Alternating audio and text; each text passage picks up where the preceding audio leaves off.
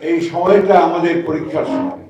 আপনারা নিশ্চয়ই লক্ষ্য করেছেন, দেখছেন, পত্র পত্রিকা, টেলিভিশন, টক শো সবকিছু দেখছেন কেমন একটা অস্থিরতা চলছে। বেশ কতগুলো নির্ধারিত বিষয়গুলোকে আমরা অনির্ধারিত করে দিচ্ছি, অনিশ্চিত করে দিচ্ছি।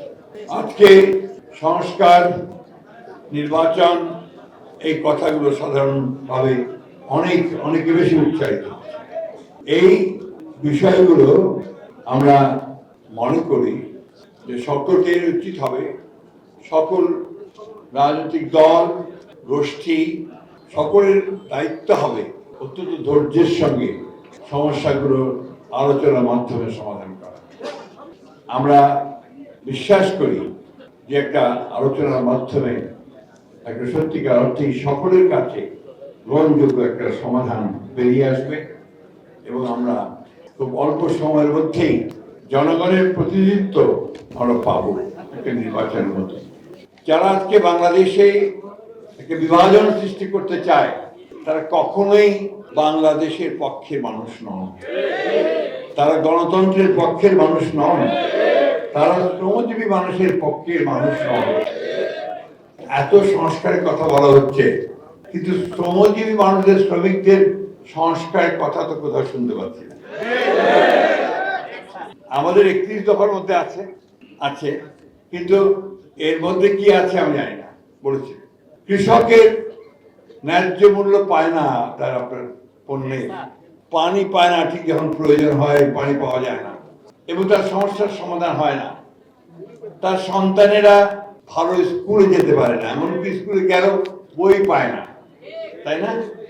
সেই কথাগুলো কিন্তু আলোচনা হয় না।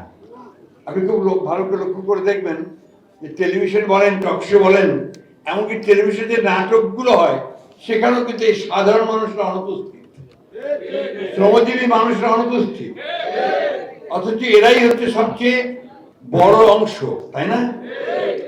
আমি আজকে আমাকে একজন টেলিভিশন চ্যানেল ইন্টারভিউ করছিল।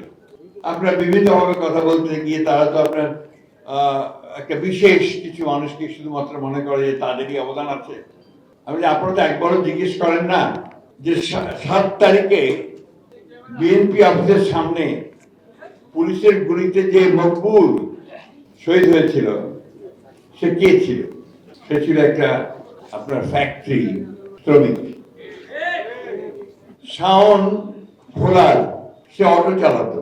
মুন্সিগঞ্জের বা নারায়ণগঞ্জের যারা আত্মাহুতি দিয়েছিল তারা কিন্তু গণতন্ত্রের জন্যই আত্মাহুতি দিয়েছিল, তারাও শ্রমিক ছিল।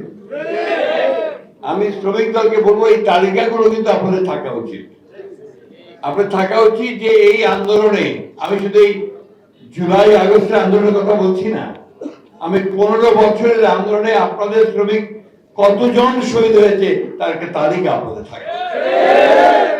আমি আশা করব যে আমাদের শ্রমিক নেতৃবৃন্দ তারা এই বিষয়টার উপর গুরুত্ব দেবেন এবং এই তালিকা তারা তৈরি করবেন। একটা কথা মনে রাখতে হবে, আমাদেরকে কিন্তু খুব সজাগ থাকতে হবে। আমাদেরকে মনে রাখতে হবে যে আমাদের সংগ্রাম এখনো শেষ হয়নি। আমরা কিন্তু এখনো সেই গণতান্ত্রিক উত্তরণ আমাদের হয়নি। আমরা নির্বাচনের মধ্য দিয়ে একটা নির্বাচিত সরকার ও পার্লামেন্ট এখনো পাইনি। পেয়েছি কি? সেই জন্যই আমাদেরকে অত্যন্ত সাবধানতার সঙ্গে, দৃঢ়তার সঙ্গে, সচেতনতার সঙ্গে আমাদেরকে কিন্তু কাজ করতে হবে। দলকে আরো সুদৃঢ় করতে হবে, সংগঠনকে আরো শক্তিশালী করতে হবে।